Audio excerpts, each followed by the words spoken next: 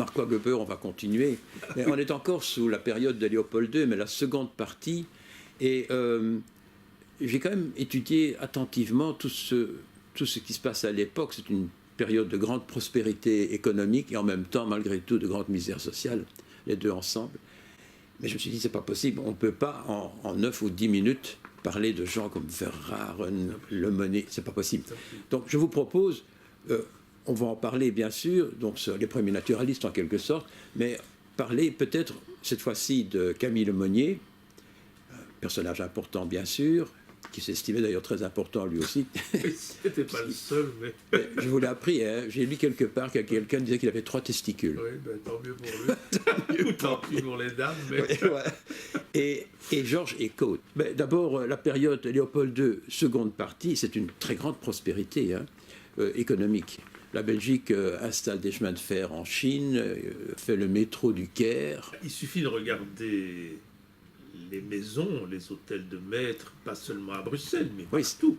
Les constructions des maisons 1880-1890 sont plus que nombreuses malgré les destructions. Et c'est l'Art Nouveau, c'est Victor Horta aussi. Oui, mais même les maisons plus classiques, on ne peut pas dire que c'était des petits pauvres. En même temps, l'exploitation sociale est notoire, et elle va déboucher en 1886 sur une grève sauvage en Hainaut, qui sera réprimée très violemment par le général Van der Smissen, qui avait commandé le corps expéditionnaire belge au Mexique, et qui va amener le troisième homme à côté de Lemonnier et d'Eckhout dans les écrivains, mais qui est celui qui a la plus grande surface politico-sociale, qui est Edmond Picard, à dire... Il est temps de cesser de réprimer et il est temps de légiférer. Lemonnier commence quand même très très fort. Il est dans son château en Wallonie. Ils entendent le bruit des canonnades de Sedan, lui et Félicien Rops. C'est la première guerre franco-allemande. Franco-allemande. Et donc c'est pas loin. Ils prennent une carriole et ils s'en vont vers Sedan. Et quand ils arrivent à Sedan, l'armée française est vaincue.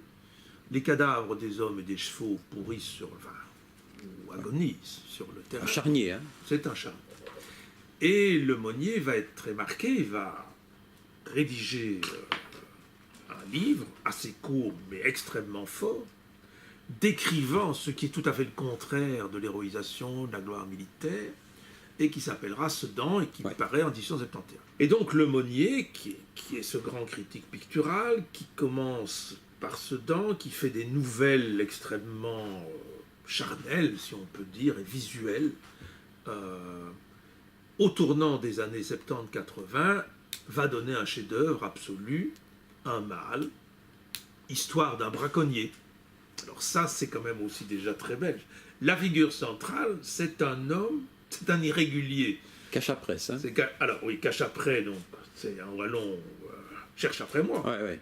Et il est toujours en train de jouer entre la frontière du légal, de l'illégal. Et évidemment, il aime la fille d'une ferme aisée, belle fermière, avec qui se passeront des tas de choses. Germaine.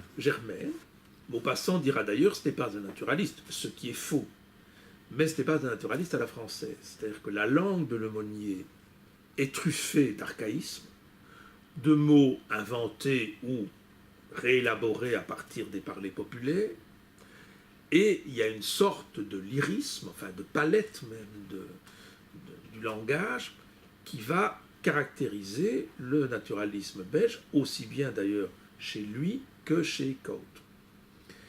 Et donc à partir de 1880, il y a un texte qui fait rupture en Belgique, qui déclenche évidemment les passions, et qui va amener au fameux banquet de 1883, où ils se retrouvent tous, ceux qui vont devenir les grands écrivains, avec 2 places vides. Il y a 2 morts qui sont présents, absents, c'est Pirmé et De Coster. Et dans ce banquet, Lemonnier, donc l'homme, ça a encore dû faire accroître son narcissisme littéraire, est consacré maréchal des lettres belges. Parce qu'il n'avait pas obtenu le prix quinquennal. Absolument. On n'a pas voulu le lui accorder. On a refusé le 5 000 euros, hein. 5 000 francs à l'époque. Mais on a refusé le quinquennal pour un mâle, comme on l'avait refusé pour la légende du Landspiegel de Charles de Coster. Ouais. À ce banquet, il y avait 250 personnes, et si je me souviens bien, il y avait des gens comme Paul Janson, Fernand Knopf, Constantin Meunier, Maeterlinck, Verhaeren, Rondenbach, enfin, tout le monde y était. Tout y était. C'est vraiment ce que j'ai dit tout à l'heure, c'est la génération léopoldienne. Et Côte était un flamand, il était de Mechelen, hein, de Malines.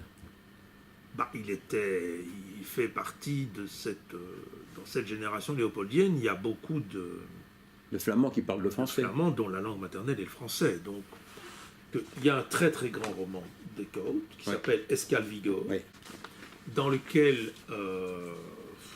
c'est pas dans un monde nordique un peu lointain, où il y a une amitié homosexuelle entre deux personnages importants, qui va d'ailleurs entraîner le procès. Cela dit, c'est très discret. Hein, on voit bien dans certaines descriptions, justement, de ces demi-hors-jeux qu'il affectionne, l'intérêt pour les pantalons de velours. Enfin bon, il y a des descriptions, on voit bien. Bon, tout, il a vécu avec sa femme et il avait des passions homosexuelles parallèlement. Et ça fait scandale à l'époque. Hein. Oui, mais ce qui a fait scandale, c'est la description d'une relation homosexuelle, fût-elle discrètement commentée dans Escale Vigo. Mais il n'y a jamais eu de scandale sur la vie sexuelle de Eekhout, vivant par ailleurs avec Madame Eekhout. Et pour l'époque, ça devait quand même... Ah, pour l'époque, oui, non, pour l'époque. Mais enfin, il a en plus laissé un très très très grand roman social où le personnage central est un fils de famille, mais divergent par idéal. Ça se passe à Anvers. C'est une description fabuleuse de l'Anvers qui s'enrichit après les réouvertures de l'ESCO et dans le développement industriel. Mais comme il meurt en 13, il n'est pas confronté au problème de la guerre. Et donc Eekhout, pendant la guerre, dont nous avons au musée de littérature le journal, qui est un journal très très très intéressant, voit ses livres traduits en Allemagne, à l'intérieur de la politique allemande, qui est de dire c'est un flamand, donc c'est un germanique, donc vous voyez. Lui et Picard ont été dénoncés comme n'étant pas assez opposés au germanisme. Et comme la plupart ont fait le droit, comme études, ils ont fait leur stage chez Edmond Picard, qui par ailleurs dirige une revue, L'Art moderne. Ouais. Et donc, voilà, tout fait farine au moulin, on pourrait dire.